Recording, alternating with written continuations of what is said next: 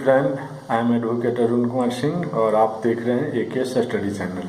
Friend, in last video we have covered section 80 and 81 of CrPC 1973। आज हम देखेंगे section 82। 82 में कहता है प्रोक्लेमेशन फॉर पर्सन अब्सकॉन्डिंग। जो अब्सकॉन्डिंग है मतलब भगोड़ा है, जो अरेस्ट नहीं हो रहा है, अक्यूज है लेकिन वह कोर्ट में नहीं आ रहा है, कोर्ट में उपस्थित नहीं हो रहा है, उसका चार्जशीट हो गया, इन्वेस्टिगेशन हो गया और वो कोर्ट में उपस्थित नहीं हो रहा है। और जब ट्रायल होता है तो ऑडी अल्ट्रम पार्टम होता है और उसका एडवोकेट रहेगा जो प्रोसिक्यूशन पार्टी की विटनेस होगा, उसको क्रॉस एग्जामिनेशन करेगा। अदरवाइज ट्रायल बिगिन नहीं होता है, ट्रायल शुरू नहीं होगा कोर्ट में और वह कोर्ट में आ नहीं रहा है तो क्या करेगा, तो कोर्ट क्या करेगा कि एक प्रोक्लेमेशन इशू करेगा। पहले तो वारंट इशू करेगा, अरेस्ट करके लाओ, तो वारंट में वो नहीं है, वह नहीं वारंट लिया और न वारंट का कोई जवाब दिया और पुलिस वाला गया तो घर से भाग जाता है। तो वारंट क्या करेगा, कंस्पिकुअस प्लस पे उसको चिपका देगा और उसको माना जाएगा कि वारंट है जो उसको डुली सर्व हुआ और उसको नोटिस मिल गया।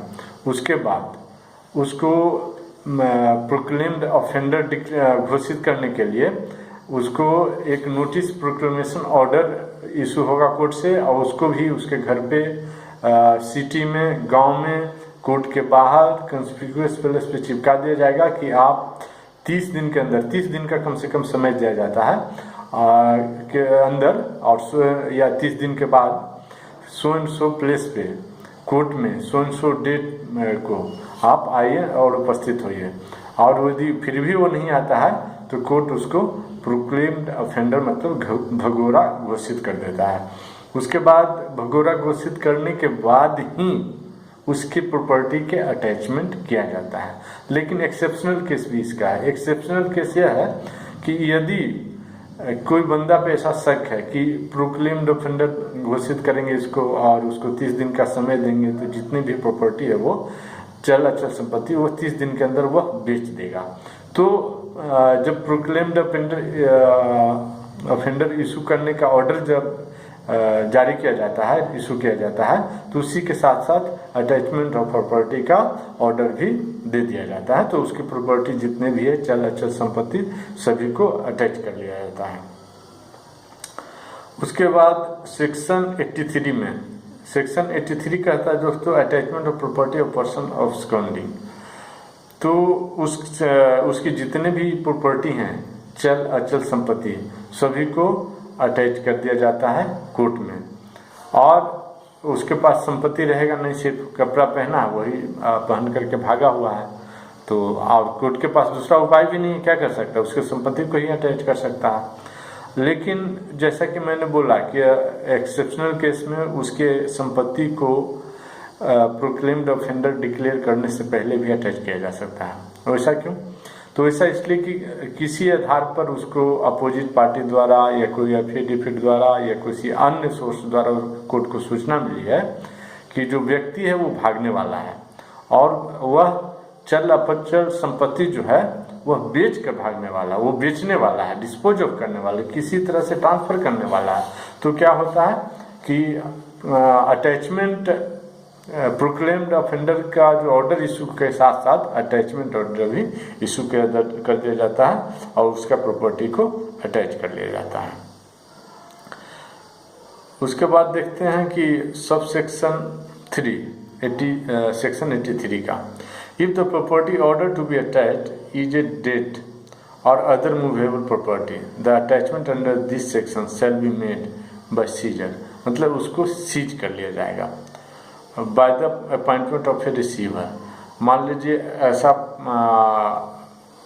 प्रॉपर्टी है जो न्यूमरस अकाउंट है, बहुत ज़्यादा अकाउंट है और न भी है, तो रिसीवर क्या करेगा, रिसीवर अपॉइंट किया जाता है। रिसीवर क्या करेगा, प्रॉपर्टी को रिसीव करेगा। और डेट है, बोला कि किसी पर कर्ज लिया है, राइट के साथ लायबिलिटी भी आएगा ना। यदि कोई प्रॉपर्टी आप ले लो तो उस पर जो कर्ज है उसको भी उसको बेच करके चुकाना है। कर्ज को चुकाना है प्रॉपर्टी को बेच करके, तो रिसीवर है तो वो सारे अकाउंट मेंटेन करे, कितना का प्रॉपर्टी है, कितना का चल संपत्ति, कितना का चल संपत्ति है, और कौन कौन सा डेप्ट किसको बेच करके चुकाया गया, और ये सभी अकाउंट पूरा डिटेल फाइनल करके कितना बैलेंस बच गया है ये कोर्ट में पेश करेगा। इसको रिसीवर बोलते हैं। और यदि कंपनी का प्रॉपर्टी लॉकडाउन होता है, प्रॉपर्टी अटैच होता है, लॉस में जाता है, तो क्या होता है, लिक्विडेशन में जाता है, तो क्या होता है, लॉस में जाता है तो उसको क्या हो जाता है, लिक्विडेशन में जाता है तो उसका लिक्विडेटर अपॉइंट होता है, और उसका सेम काम है जो रिसीवर का काम है।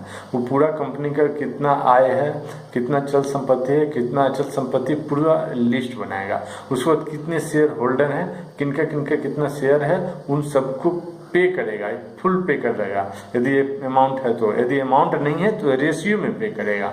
और उसके बाद यानी लेफ्ट ओवर चल या अचल संपत्ति है, यदि बचता है तो, नहीं बचता तो कोई बात नहीं, बचता है तो वो उसका भी अलग से बैलेंस कितना रहा वो बताएगा, और सारा लिस्ट के साथ वो कोर्ट को देगा।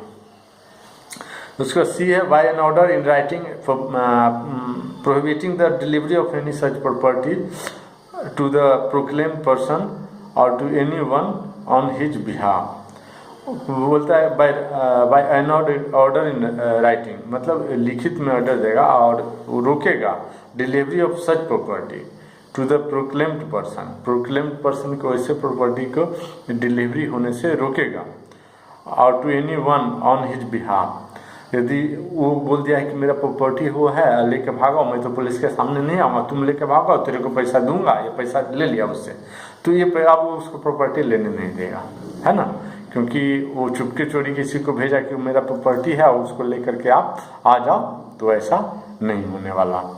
उसके बाद बाय ऑल और any two of such method the court thinks fit. Attachment of property कैसे करेगा, सीजर द्वारा करेगा, उसको जब्त कर लेगा, अपॉइंटमेंट रिसीवर द्वारा करेगा, तो रिसीवर उसको पूरा अकाउंट को लेखा जोखा करेगा, आदमी रखेगा, उसका खर्चा जो रखेगा, इसको भी पेमेंट मिलेगा काम के बदले रिसीवर को।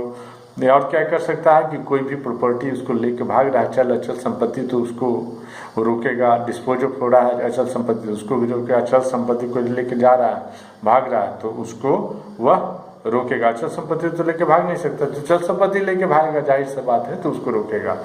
और किसी दो मेथड द्वारा ऊपर दिए गए ABC है, D है, द्वारा भी प्रॉपर्टी को ये अटैचमेंट कर सकता है। उसके बाद देखते हैं दोस्तों सेक्शन 84। सेक्शन 84 में दिया है कि claim and objection to attachment.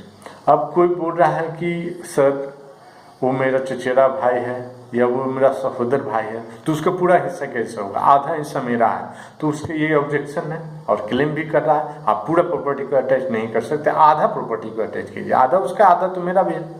और बोलो पार्टीशन भी हो चुका है, पार्टीशन ना भी हो चुका है तो आधा तो मेरा है, तो उसका क्लेम को आधा ही फिर अटैच किया जाएगा और आधा छोड़ दिया जाएगा।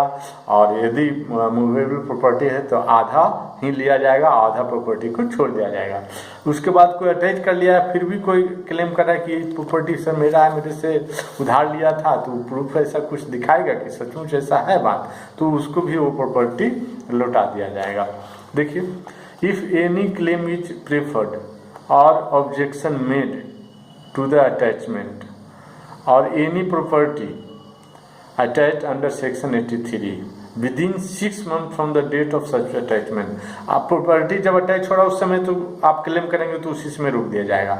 लेकिन कह रहा है कि यदि आप 6 महीने के अंदर भी अटैच प्रॉपर्टी हो चुका है, 6 महीने के अंदर भी क्लेम करके आप अपना प्रॉपर्टी ले सकते हैं। लेकिन जो भगोड़ा है, प्रोक्लेम्ड ऑफेंडर है, जिसके प्रॉपर्टी अटैचमेंट किया जा रहा है, उसके प्रॉपर्टी को आप वापस नहीं ले सकते हैं बाय, हाँ, तो 6 महीने के अंदर तक ले सकते हैं बाय एनी पर्सन, किसी व्यक्ति द्वारा, लेकिन जिसका प्रॉपर्टी उसी व्यक्ति द्वारा, means other than the proclaimed person. Proclaimed person को छोड़कर कोई भी व्यक्ति उस प्रॉपर्टी को वापस ले सकता है। On the ground that the claimant or objector has an interest in such property, कि वो प्रॉपर्टी उसका है, तो आप कैसे अटैच कर सकते हैं? आप तो उस बंदा को जो एक्यूज है उसका प्रॉपर्टी अटैच कर सकते हैं, मेरा कैसे आप प्रॉपर्टी अटैच कर सकते हो? And sale such interest is not liable to attachment. और मेरा इंटरेस्ट वाला है, जो मतलब मेरा प्रॉपर्टी, इंटरेस्ट मतलब कोई उसमें हित है, मेरा कोई इंटरेस्ट है, मतलब मेरा प्रॉपर्टी है, तो आप मेरा प्रॉपर्टी को कैसे इंटरेस्ट अटैच नहीं कर सकते हो। Under section 83 the claim and objection shall be required into and may be allowed and disallowed in whole और इन एनी पार्ट। अब क्लेम ऐसे कर दिया तो उसको कुछ डॉक्यूमेंट दिखाएगा, उसका कुछ प्रूफ दिखाएगा, उसका कुछ विटनेस लाएगा, और वहीं फैसला होगा, या कोर्ट में भी फैसला हो सकता है। यदि रिसीवर के सामने लिया तो वहीं फैसला करेगा कि हाँ इसका जो क्लेम है वो जेन्यून है। बोलेगा आपका क्लेम मेरे को तो जेन्यून नहीं लग रहा है, तो आप कोर्ट में आ जाना और कोर्ट से लेना और जज साहब को बताना, और जज साहब को एविडेंस देना। आपको डॉक्यूमेंट विटनेस मांग रहा हूँ, एविडेंस वो नहीं दे रहे हो, और कोई एविडेंस मांग रहा हूँ मटेरियलाइज तो भी नहीं दे रहे हो, विटनेस मांग रहा हूँ तो भी नहीं दे रहे हो, तो मैं कैसे मालूम कि ये जो संदूक या बॉक्स में 1 करोड़ रुपया जो रखा हुआ आपका है सब ऐसे बोला ये मेरा, तो प्रूफ दिखाना पड़ेगा, इसके घर में है और पैसा आपका कैसे है, तो प्रूफ दिखाओगे। यदि सचमुच आपका क्लेम जेन्यून है तो आपको ठीक है, वो प्रॉपर्टी अटैच नहीं किया जाएगा और वो प्रॉपर्टी आपको दे दिया जाएगा। उसके बाद देखते हैं दोस्तों section 86 appeal from order rejecting application for restoration of attach property. अब बंदा बोला कि पहले तो बोला था नायक नहीं खलनायक हूँ मैं, और ऐसे बोल करके बोला कोर्ट में ही नहीं आऊँगा, अब मर्डर कर दिया है, तो पहले वारंट के अरेस्ट किया तो अरेस्ट नहीं हुआ, उसके बाद प्रोक्लेम्ड ऑफेंडर का हुआ तब भी नहीं आया, अटैचमेंट ऑफ प्रॉपर्टी हुआ तब भी नहीं आया। अब बोला कि सर मेरे को प्रॉपर्टी चाहिए, अब मैं जेल में आने के लिए तैयार हूँ, कोर्ट में सरेंडर कर दिया, जेल गया। अब वो उसके वकील के थ्रू बोला कि मेरे को प्रॉपर्टी सब वापस कर दो, आपने जो मेरा अटैच कर रखा है, चल अच्छा संपत्ति जमीन भी आपने अटैच कर रहा है, जमीन में मुझे अब खेती करवाना है, मैं तो जेल में रहूँगा तो किसी से करवा सकता हूँ, या बेल मिल जाएगा तो नहीं खुद जाके करूँगा, तो क्या होता है तो उसको दे दिया जाएगा वापस। यदि बेच दिया गया है तो पैसा दे दिया जाएगा। If any person referred in subsection 3 of section 85 मतलब उसके प्रॉपर्टी को अटैच कर लिया गया है, तो who is aggrieved by any refusal to deliver property or proceed of the sale thereof may appeal to the court to which appeal ordinarily lie from the sentence first mentioned court। तो उसकी property को बेच दिया गया है, अब बेच दिया गया है तो उसको पैसा नहीं दिया जा रहा है, कंपनसेशन नहीं दिया जा रहा है, दिया जा रहा है तो उससे सेटिस्फाइड नहीं है, तो क्या करना है, तो अपील करो ना। यदि मजिस्ट्रेट कोर्ट का ये सब अटैचमेंट ऑर्डर है तो सेशन कोर्ट में जाओ, क्रिमिनल कोर्ट में सेशन कोर्ट में जा सकते हैं, सेशन कोर्ट का है तो हाई कोर्ट में जाओ, हाई कोर्ट का है तो सुप्रीम कोर्ट में जाओ, और यदि सिविल मामला है तो सिविल मामला है तो रुपया देखा जाता है, अमाउंट देखा जाता है, मजिस्ट्रेट का कितना पावर है, तो उससे हायर पावर यदि सेशन कोर्ट का है तो वहाँ अपील में जाएगा। यदि सेशन कोर्ट का मामला है या मजिस्ट्रेट का मामला है, अनलिमिटेड पावर का, मान लो चीफ जुडिशियल मजिस्ट्रेट का अनलिमिटेड पावर है, तो फिर उसका अपील कहाँ जाएगा, उसका अपील जाएगा डायरेक्ट हाई कोर्ट में जाएगा। तो वो देखा जाएगा कि कितना अमाउंट का है, कितना पैसा का है, और मजिस्ट्रेट का फिनेंशियल, मजिस्ट्रेट मीन्स वहाँ सिविल जज वो कहलाएंगे, सिविल जज सीनियर डिवीजन, सिविल जज जूनियर डिवीजन, तो उनका कितना फिनेंशियल पावर है उसके अनुसार डिपेंड करता है कि कहाँ अपील लाई करता है, नॉर्मली डायरेक्ट हाई कोर्ट में। Issue of warrant in leave of और इन एडिशन टू सम्मन। अब वारंट के बारे में आ गया कि जैसे सम्मन क्या है, छोटे छोटे केस में या सम्मन केस में, सम्मन केस मतलब जो 2 साल से कम सजा वाले अपराध हैं उसमें सम्मन इशू किया जाता है। सम्मन मीन्स जाके पुलिस जाएगा, बोलेगा कि 2 कॉपी है, 1 कॉपी पीछे साइन करो और वापस आ जाएगा, आपको कोर्ट और में सो डेट एंड सो टाइम को अपियर होना है। तो बोला ठीक है, आप फिर आया नहीं, मान लो दोबारा सम्मन दिया फिर नहीं आया, तो इस बार वारंट इशू कर दिया, तो वारंट इशू 1 कॉपी में था, 2 कॉपी रहता है तो एक वहाँ रहेगा कोर्ट में, कोर्ट उस पर साइन ले लेगा, लेकिन इशू कितने कॉपी में होता है, तो 1 ही कॉपी में इशू होता है, हमेशा 1 कॉपी। एक फाइल कॉपी है जो कोर्ट में है तो उसको मानेंगे नहीं मानेंगे, तो 1 ही कॉपी में वारंट होगा और वो दिया जाएगा थानेदार को, जाओ अरेस्ट करो किसी व्यक्ति को, किसी एक्यूज के नाम रहेगा, बॉडी डिटेल रहेगा, अपराध रहेगा, और उसको अरेस्ट करके मेरे पास पेश करो। तो उसको क्या है कि सम्मन से नहीं आ रहा है तो उसको वारंट भी साथ साथ में इशू कर दिया जाए। यदि वारंट केस है तो सम्मन इशू करेगा ही नहीं, सीधे वारंट इशू कर दो। वारंट से नहीं आया तो प्रोक्लेम्ड ऑफेंडर डिक्लेयर करके उसको न्यूज़पेपर में छपा दो, घर के आगे चिपका दो, कोर्ट के आगे चिपका दो, गांव के आगे चिपका दो, शहर के आगे चिपका दो, सब जगह चिपका दो न्यूज़पेपर में। कहीं भी तो 30 दिन का समय दो, 30 दिन के अंदर आप सो डेट सो प्लेस पे कोर्ट में 10 बजे आप आइए, आकर अपियर हुए और अपनी बात रखिए। आपके अगेंस्ट ये चार्जेज हैं। तो यदि आता है तो ठीक है, और नहीं आता है तो फिर वही अटैचमेंट ऑफ प्रॉपर्टी। उसके बाद यदि आ जाता है तो यदि वो बिलेबल ऑफेंस है तो power to take bond for appearance, तो उससे बॉन्ड भरवा लो, बॉन्ड ले लो, उसको बेल दो दे, यानी बेल दे दिया जाएगा। बॉन्ड भरा लो, सिक्योरिटी ले लो, सिक्योरिटी अमाउंट ले लो। सिक्योरिटी मतलब कोई 2 आदमी ले लो, और 2 आदमी को क्या कहते हैं, बेलर कहते हैं। क्यों बेलर, क्यों तो बेली हुआ ना, तो नहीं बेलर कहते हैं। क्यों, अरे वो जो कोर्ट है उसके कस्टडी से इस व्यक्ति की कस्टडी में आता है, इसलिए उसको कोर्ट भी, जज भी बेलर है और ये भी बेलर है। अब बेली कहाँ है पता नहीं, तो उसके कस्टडी से इसके कस्टडी में आता है, तो इसलिए बेलर ले लो और सिक्योरिटी ले लो 2 बंदे को, और इसको रिलीज कर दो। उसके बाद सेक्शन 89 कहता है दोस्तों कि arrest on breach of bond for appearance, और वो बेल का ब्रीच कर रहा है। बेल में जो लिखा हुआ कि आप समय पे जब भी कोर्ट बुलाए आपको आना है, जब भी आपको थाना में बुलाए तो आना है। इसे थाना में जब ट्रायल होने लग जाएगा तो कोई ज़रूरत ही नहीं है, कोर्ट में ही बुलाए तो आना है, कोर्ट में जा ही नहीं रहा तो क्या करेगा, तो बेल कैंसिल, फिर अरेस्ट करके लाओ यहाँ। तो arrest on breach of bond for appearance when any person who is bound by any bond. Bond क्या होता है, लिख के देगा कि I am bound to do so and so. हाँ, if I failure to do, तो मेरा जो सिक्योरिटी अमाउंट है इतना वो अटैच कर लिया जाएगा। और फिर उसके सिक्योरिटी क्या करेगा, सिक्योरिटी भी सेम चीज़ लिख के देगा, उसका भी सिक्योरिटी मनी जब्त हो जाएगा। यदि आप नहीं यहाँ इसको फोर्स करते हो कि कोर्ट में अपेयर हो, तो उसका भी सिक्योरिटी अमाउंट जब्त हो जाएगा।